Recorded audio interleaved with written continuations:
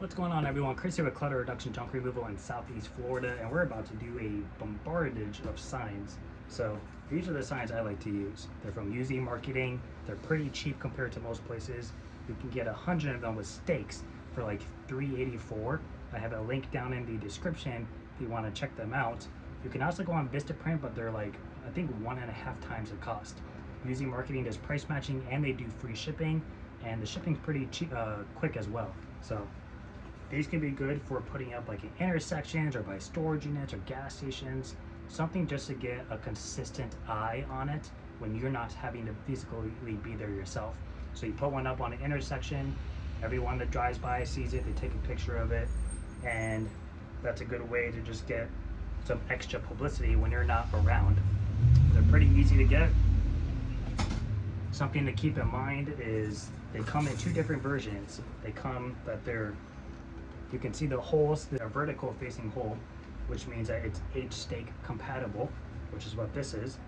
You can also cut these in half and make two out of it. Your signs will sit a little lower to the ground, but you get twice the amount of stakes for the same price.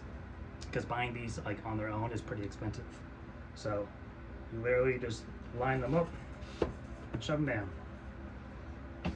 and then you just stick them in the ground, preferably on public property. Make sure you check with your city and your county to make sure it's allowed. They're usually frowned upon pretty much everywhere you go, but that doesn't mean they're illegal. So some places are very strict about it, and you'll get a fine for every single one you find. But for the most part, they're just kind of frowned upon. You know, don't put them where they're going to be blocking the view. Don't put them on a city structure like a stop sign. You know, don't block another sign, stuff like that.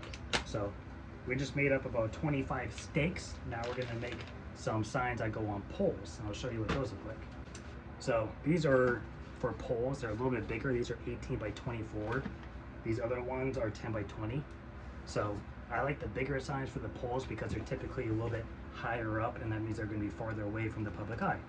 But I usually just go through, find the middle point, and I'll get my drill bit and I'll just drill holes in it, and I'll usually do like 3 to 5 at a time, so that way I don't have to make as many separate holes.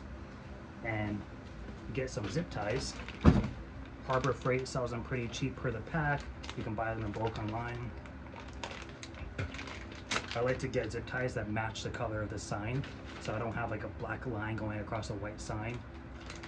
Small details. Just feed them through the hole.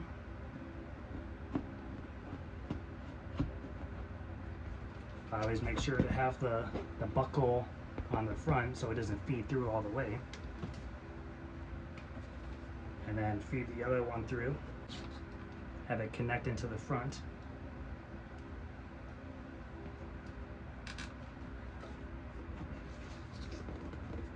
And then I'll usually go ahead and snip off the excess if it's a lot. If it's a little, you're not going to see it. But now you have your zip ties on the back. I will usually do 3 to 4 zip ties for most poles because they're usually a little wider. I used to do like up to 7 to 8 zip ties to get around the big concrete poles, but that takes a lot of zip ties, and zip ties aren't super cheap. So since then I've kind of stuck with just doing like the small wooden poles or even like the small little metal poles, so I don't have to go through so many zip ties. And I'll usually just do this right here, and I'll carry extra zip ties with me when I go on my runs, and if I need an extra zip tie, I'll just carry them in my pocket. I'll just quick add on an additional one to make it around the pole. So it's as simple as that. I don't go super crazy with these. I've kind of learned from working at the moving company roughly how much you can kind of put out without becoming like a burden. If you go crazy and put out like 20 of them in one area, there's a good chance that whoever owns that property, if they notice it, will call you and tell you to come by and pick it up.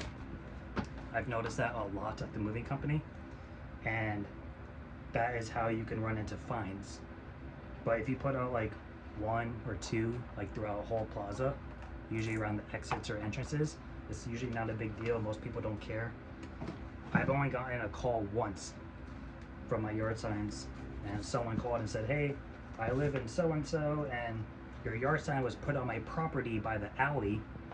And I was like, what alley are you by? That my yard sign was there. They're like, oh, it was in my front yard. And I was like, I assure you that if you weren't my client, there was not a yard sign in your front yard, because I'm the only one that puts these out. So I know where they go, and I keep track of where I put them as well. If you guys are interested in yard signs, using marketing, what I mentioned earlier,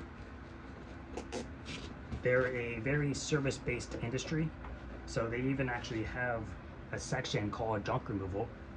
They also have pressure washing, they have lawn services, they have cleaning companies, and they have templates pre-made. Like, this is literally a pre-made template. The only thing I did was add my website at the bottom. So there's actually like templates literally done for junk removal, which is why everyone's yard signs look pretty much the same. So if you're kind of worried about having to design something like this, you don't have to worry anymore, because they already did it for you. All you gotta do is change your phone number and pick whatever color you want. I've kind of fluctuated with colors in the past.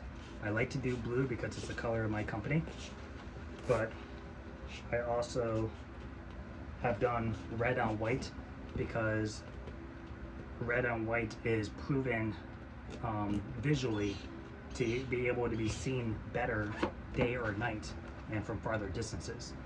There's a few other colors that are similar to that as well, but red and white has a strong advantage for both times of the day. So that's where these kind of came from. And because they're on light poles kind of farther away, not only are they bigger, but they're red and white. That's it. See you guys next time.